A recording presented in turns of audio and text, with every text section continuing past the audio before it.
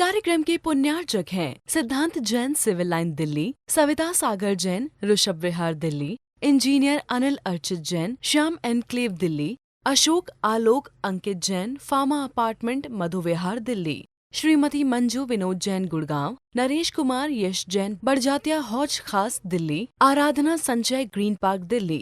वंदितु सौविसिद्धे ध्रुवे मचले मनोभवं गतिं पते वोचामि समय पाहुड मृणमो सुध केवली भणिदम।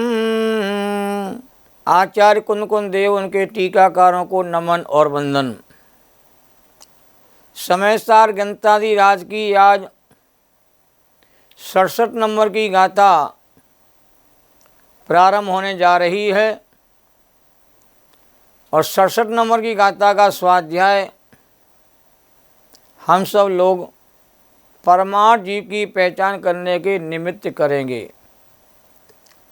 पूरे अधिकार में 68 गाथाएं हैं, 68 गाथाएं हैं।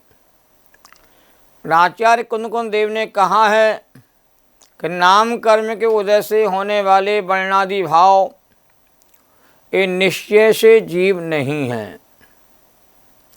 उन्हें जो जीव कहा गया है वो व्यवहार नय का कथन है वह, और व्यवहार के कथन को भी जानना चाहिए और परमार्थ के जीव की पहचान की हमें अनुभूति करना चाहिए।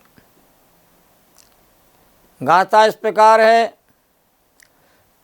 पजता पजता जे स्वयं बादराय जे चेवे देहस्त जीव सल्ला सोते व्यवहार दो ओता। हिंदी अनुवाद देखिए।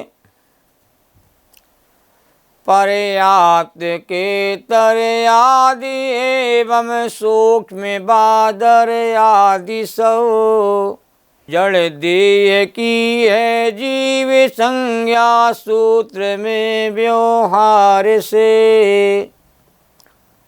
अब हिंदी अर्थ देखते हैं गाथा का। शास्त्रों में देह के पर्याप्तक अपर्याप्तक सूक्ष्म बादर आदि जितने भी नाम जीव रूप में दिए गए हैं वे सही व्यवहार नय से दिए गए हैं। भाई जलचर जीव होते हैं, थलचर जीव होते हैं, गगनचर जीव होते हैं। इस सारी कहते हैं बात हम लोगों ने बालबोध भाग 1, 2, 3, 4 के आधार पर पाठशाला में खूब पढ़ी है और कल्याण योग आदि ग्रंथों में इन सब का विस्तार से निरूपण भी किया गया है। पर ये सारा कथन व्यवहार जीव का है, अशुद्ध जीव का है, ये बात हमें समयसार से पता चली है। जीव दो प्रकार के होते हैं, संसारी जीव होते हैं, मुक्त जीव होते हैं। और संसारी जीव दो प्रकार के होते हैं, संगी होते हैं, असंगी होते हैं। संगी जीव भी कहते हैं मनुष्य के रूप में, देव के रूप में, नारकी के रूप में, और संगी पंचेंद्रीय तेज के रूप में होते हैं। और एक इंद्रिय से 4 इंद्रिय वाले असंगी जीव होते हैं और कुछ जीव 5 इंद्रिय वाले भी असंगी होते हैं। ये सारी बातें हम सब लोगों ने अनेकों बार कहते हैं प्रारंभिक पढ़ाई के रूप में पढ़ी हैं, पर ये कभी नहीं जाना था कि अशुद्ध जीव का वर्णन चल रहा है, ये व्यवहार जीव का वर्णन है। तो समयसार जब पढ़ने में आने लगा, समयसार को लोग पढ़ने लगे, समयसार की गहराई में लोग डूबने लगे, तब पता चला जो हमने पढ़ाई अभी तक कल्याण योग के ग्रंथों के माध्यम से की है या कल्याण ग्रंथों के माध्यम से की, ये जीव का असली परिचय नहीं है, ये अशुद्ध जीव का वर्णन है, ये शुद्ध जीव का वर्णन नहीं है। तो समयसार ऐसा अद्भुत ग्रंथ है जिसमें अशुद्ध जीव और शुद्ध जीव दोनों का वर्णन किया गया है। कल्याण योग आदि ग्रंथों में अशुद्ध जीव का, व्यवहार जीव का वर्णन विस्तार से किया गया, पर परमार्थ जीव की पहचान कहते वहाँ पर नहीं कराई। गुणस्थानों का वर्णन तो किया, पर गुणस्थान जीव का शुद्ध स्वरूप नहीं है, ये बात वहाँ पर हमको पढ़ने में नहीं आई। ये बात समाचार के माध्यम से ही हमको जानने में आई है कि 29 प्रकार के भाव, जीव स्थान, जीव समाज, मार्गणा आदि और विशुद्धि स्थान, संयम, लब्धि आदि के स्थान, गुण स्थान आदि के परिणाम वाला जीव भी कहते हैं ये जीव का असली स्वरूप नहीं है। ये बात हमें समय सार से पता चली है, ये सभी को समय सार कहते हैं स्वीकृत नहीं होता। व्यवहार के पक्षपाती जीव समय सार की उच्च कोटि की बात को ग्रहण नहीं कर पाते हैं, उसको पचा नहीं पाते हैं। उनका हाजमा इतना मजबूत नहीं है कि वो समय सार की उत्कृष्ट बात को, मूल बात को कहते पचा सके, ग्रहण कर सके।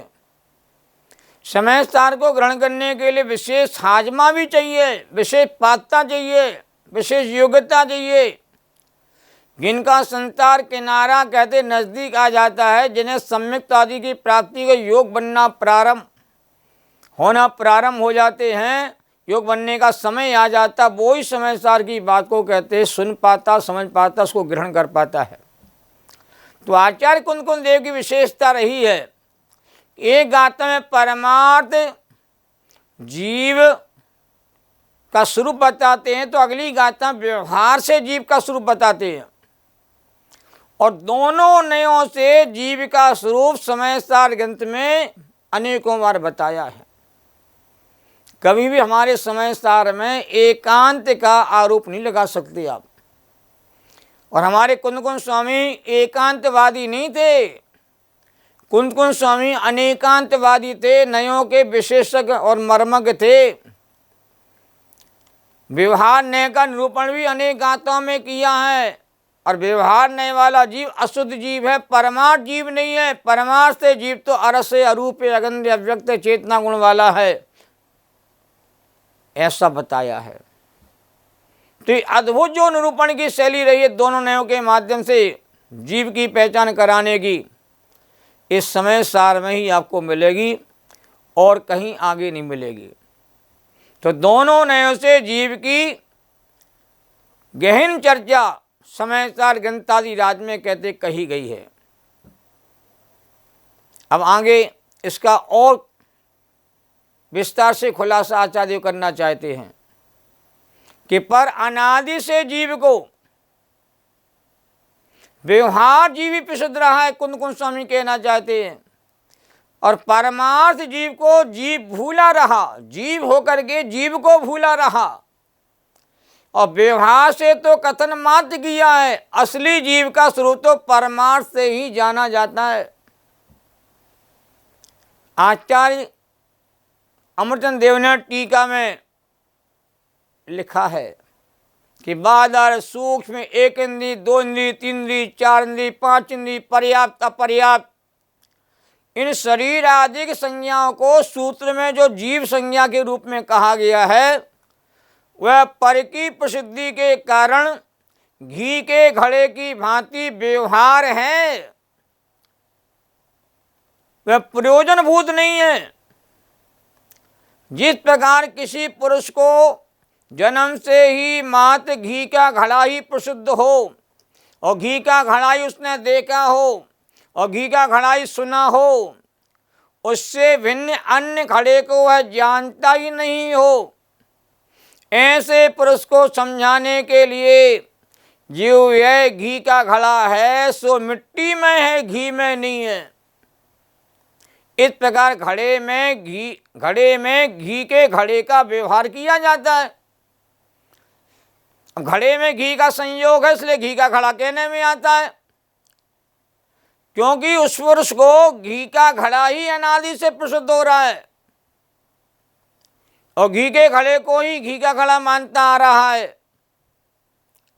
पानी का संयोग है तो पानी का घड़ा, घी का संयोग घी का घड़ा, वह घड़ा मिट्टी का है, ये बात वह मूल दिखने पर भी भूल जाता है। इसी प्रकार से ज्ञानी लोग को अनादि संसार से अशुद्ध जीव ही प्रसिद्ध है। वाह, क्या गजब की बात कह रहे हैं। वह शुद्ध जीव को नहीं जानता, नहीं पहचानता, चेतन लक्षण वाले जीव को नहीं जानता, उपयोग लक्षण वाले जीव को नहीं जानता। उसे समझाने के लिए जो वर्णादिमान जीव है, वर्णादि वाला जीव है, वह जीव ज्ञानमय है, वह चैतन्यमय है, चेतन महाप्रभु है, वो सहजानंदमयी है, ज्ञानानंदमयी है, सच्चिदानंदमयी है, वर्णादिमय नहीं है। वर्णादिमय वाला जीव वर्णादिमय नहीं है, ज्ञानमय है। इस प्रकार जीव में वर्णादिमय पने का व्यवहार किया गया है। घी के घड़े की भांति, पानी के घड़े की भांति, पानी के लोटे की तरह व्यवहार में कैसे कैसे कथन, पानी का लोटा लेके आओ। भाई साहब, लोटा तो स्टील का होता है, चांदी का होता है, पानी का लोटा कहाँ होता है? जल का घड़ा, जल का घड़ा कैसे बनता है? घड़ा तो मिट्टी का ही होता है। घी का घड़ा कहाँ बनता है? घड़ा तो मिट्टी का ही होता है, पर मिट्टी के घड़े को भूल करके घी का संयोग होने से घी का घड़ा का व्यवहार किया जाता है। ऐसे ही इन इंद्रियों में चेतन स्वरूप भगवान आत्मा विराजमान रहता है। और चेतन स्वरूप को तो जीव भूल जाता है, और एक इंद्रिय वाला जीव, दो वाला जीव, तीन वाला जीव, ऐसा मान करके व्यवहार में ही कहते हैं वह तन्मय हो जाता, ठगा जाता है। तो अज्ञानी लोग को वर्णादिमान रागादिमान जीव ही प्रसिद्ध है, ज्ञान स्वभावी जीवात्मा अज्ञानी को प्रसिद्ध नहीं है। तो 40वें कथन में कहा, 40 नंबर कलश में कहा है आचार्य देव ने,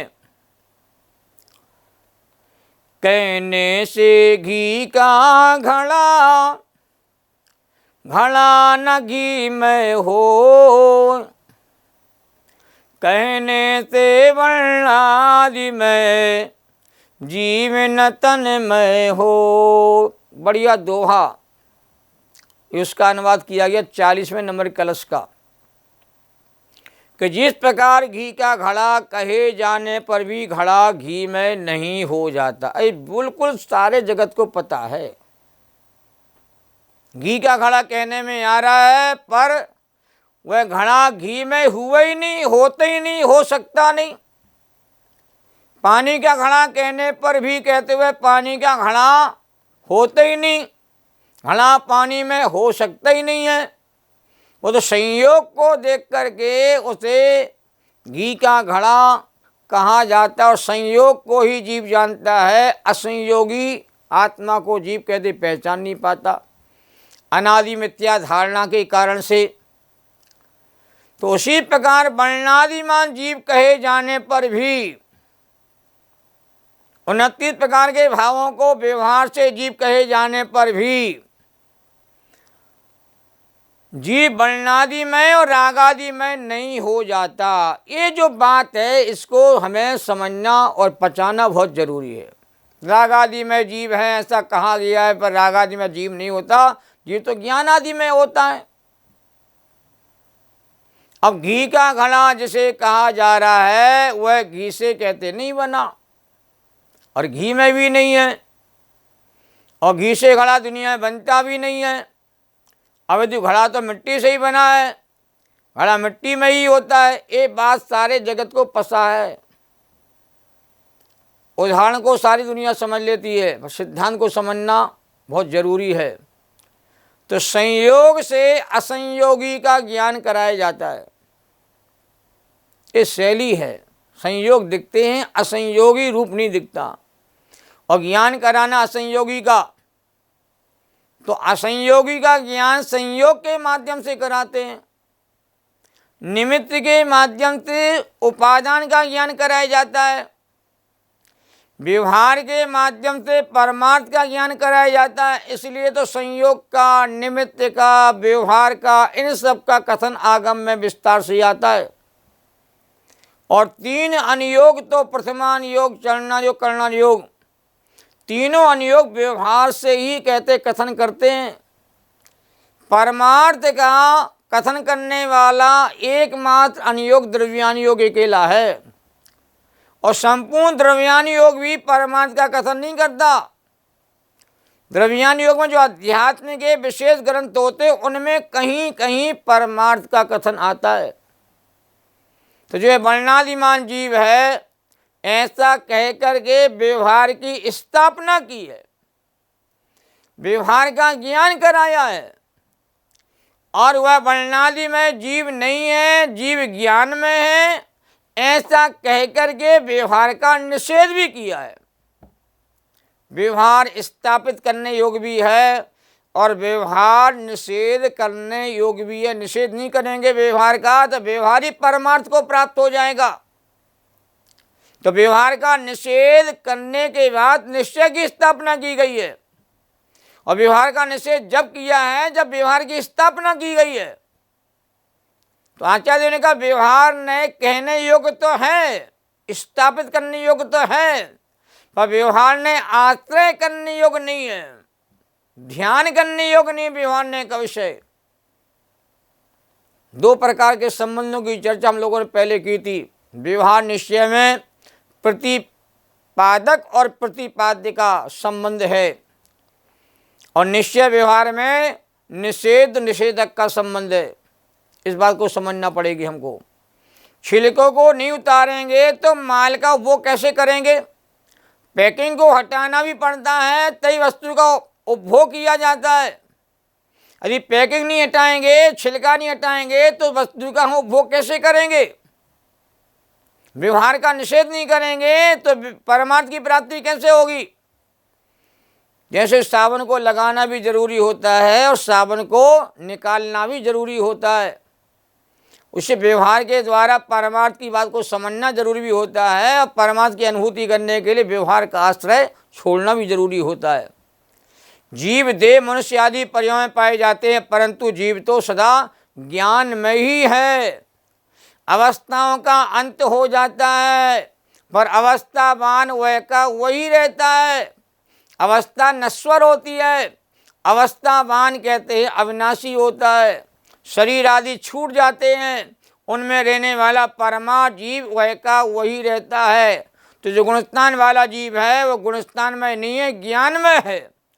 और जो जीव स्थान वाला जीव कहा गया व्यवहार से, वह जीव स्थान में नहीं है, वह जीव तो ज्ञान में ही है। यही समय सार का सार है। इस समय सार के सार को समझने के लिए हमें बहुत गहराई के साथ इसका अध्ययन करने की आवश्यकता होती है।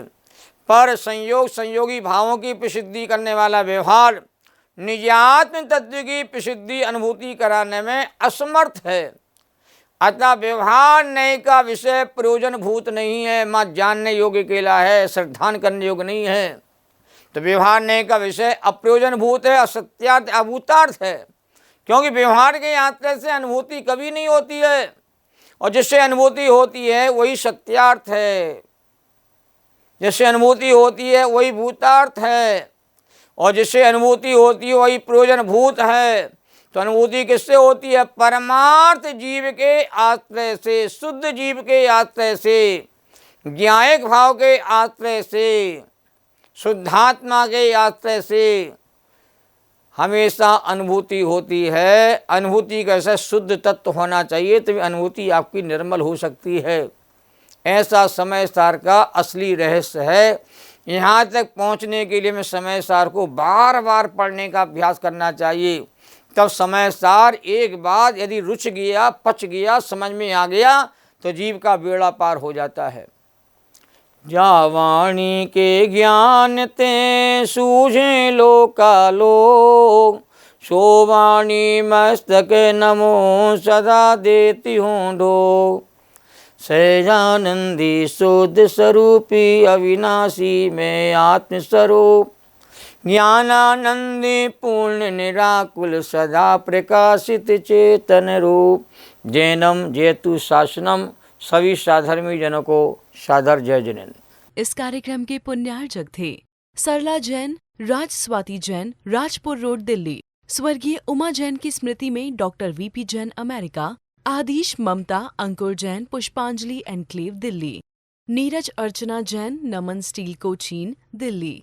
गुप्तदान विश्वास नगर एवं BD state, Delhi. Sunita Sachin Jain, Shri Ram road, Delhi. Adinath capital service, Daryaganj, Delhi.